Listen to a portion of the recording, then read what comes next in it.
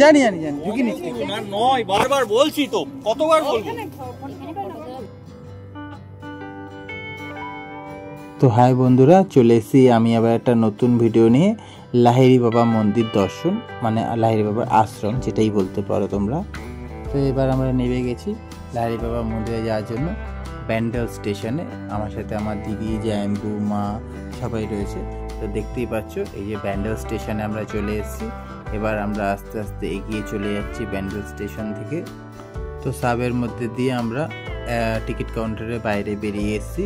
এবার এখান থেকে আমরা অটো ধরবো। অটোতে পার হেড 25 টাকা করে নেবে, আগে 20 টাকা করে নিত। তো অটো স্ট্যান্ড অনেকগুলোই আছে, কিন্তু লাহিড়ী বাবার মন্দিরের অটো স্ট্যান্ড একটু দূরে। তো সেখান থেকে আমরা অটো উঠে গেলাম 7 জন মিলে, অটোয় বসে পড়লাম।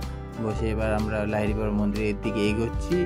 তো আশ্রমের সামনেই আমরা চলে এসেছি। দোকানপাট কিছু কিছু বন্ধ আছে, কারণ 4:30 সময় মন্দিরের গেট খোলে। মন্দিরের গেটের সামনে সব লাইন দিয়ে দাঁড়িয়ে রয়েছে যারা ঢুকবে বলে। তো দোকানপাটও কিছু বন্ধ আছে, একটু পরে সব খুলে যাবে। তো গেট খোলার আগে আমরা একটু চা আর একটু পকোড়া খাওয়ার জন্য বসে পড়লাম। তো চা পকোড়া খেতে খেতে গেট খুলে গেল। তারপরে আমরা এগিয়ে গেলাম। এখানে পেঁয়াজ ডিমের জিনিস পাওয়া যায় না, সবই নিরামিষ। তো মন্দিরের ভেতরে আমরা এন্ট্রি করছি। তোমরা দেখতেই পাচ্ছ কত সুন্দর দৃশ্য, তোমাদের দেখাবো। এত সুন্দর লাগবে তোমরা ধারণাও করতে পারবে না। তো আস্তে আস্তে আমরা এগোচ্ছি। এগিয়ে দেখো, এই দেখো খুব সুন্দর ফোয়ারা রয়েছে, দুটো হাতি। তোমরা একবার ভিজিট করতেই পারো যদি কলকাতায় থাকো। আর আমার সুইট ভাগ্নি একটু এরকম করে চলে গেল, যেটা আজকালকে মেয়েরা করে আর কি। তো এই যে রাজহাঁস রয়েছে, আর এগুলো ফুল গাছ ছিল আগের বার যখন এসেছিলাম, বাট এখন নেই, জানি না কেন। ঠিক আছে, হয়তো অন্য কোনো গাছ ফাছ ওরা লাগাতে পারে। তো এবার মন্দিরের ভেতরে এই কি সুন্দর সুন্দর দৃশ্য, মূর্তি বানানো রয়েছে। আর এটা মার মন্দির রয়েছে একটা। তো আমরা মন্দিরের ভেতরে এগোনোর আগে আমাদেরকে জুতো খুলে ঢুকতে হবে। তো এখানে জুতো রাখার কাউন্টার আছে, তোমরা অবশ্যই এখানে জুতো রেখে 2 টাকা দিয়ে জুতো রাখতে হয়, তারপরে এগোবে। এই যে আমার ভাগ্নি একটু কী বলছে কে জানে, ভাষাটা আমি কেটে দিয়েছি, বুঝতে পারছি না। আমার সুইট ভাগ্নি। তো আমরা এগোচ্ছি। বাচ্চাদের খেলার জন্য স্লিপারও লাগানো হয়েছে। এটা অফিস আছে এই আশ্রমের। কোনো কিছু হারিয়ে গেলে, কোনো প্রবলেম হলে তোমরা এই অফিসে এসে যোগাযোগ করতে পারবে। এখানকার সিস্টেম খুবই সুন্দর, তোমরা একবার ভিজিট না করলে বুঝবে না। আর এই যে মন্দিরের সামনে আমরা চলে এসেছি, ঢুকবো। এটা লাহিড়ী বাবার মন্দির। এর ভেতরে অনেক সুন্দর সুন্দর ঠাকুরের মূর্তিও রয়েছে, এই যে তোমরা দেখতেই পাচ্ছ।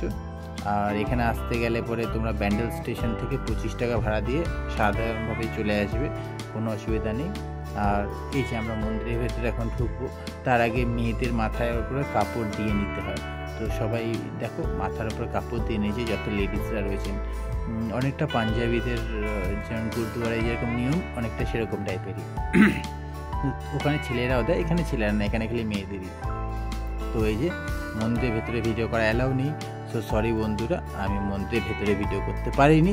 কিন্তু ভেতরে লাহিড়ী বাবার মূর্তি আছে, আরও অনেক ভগবান দেবতা এবং মা সরস্বতী, যিনি ব্রহ্মার পাশে যেই রূপে বিরাজমান হন, সেই রূপেরও মূর্তি রয়েছে। খুবই সুন্দর দেখতে, অসাধারণ। এই যে মন্দিরের বাইরের ভিউটা কত সুন্দর, দেখতেই পাচ্ছ, জুম করে তোমাদের দেখাচ্ছি। ঠিক আছে, এরপরে মন্দিরের ভেতরে ভিউ, তোমাদের মন্দিরের ভেতরে ভিউ তো দেখাতে পারবো না। লাইট জ্বলার পরে কীরকম লাগে, মানে অসাধারণ লাগে লাইট জ্বলার পরে, তোমরা দেখতেই পারবে। তারা তোমাদেরকে দেখাচ্ছি, কারণ আমরা ততক্ষণ ছিলাম লাইট জ্বলা অবধি, কারণ আমরা ওরকম টাইমে গেছিলাম যে টাইমে লাইট জ্বলবে, মানে জ্বলতে বাকি আছে আর কি। তো এই 5:30 পৌনে 6টা লাইট জ্বালে কিছুক্ষণের জন্য।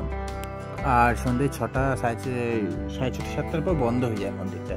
এই দেখো বন্ধুরা, মন্দিরটা কত সুন্দর লাগছে, অসাধারণ অসাধারণ। ঠিক আছে, মানে বলে বোঝাতে পারবো না কত সুন্দর।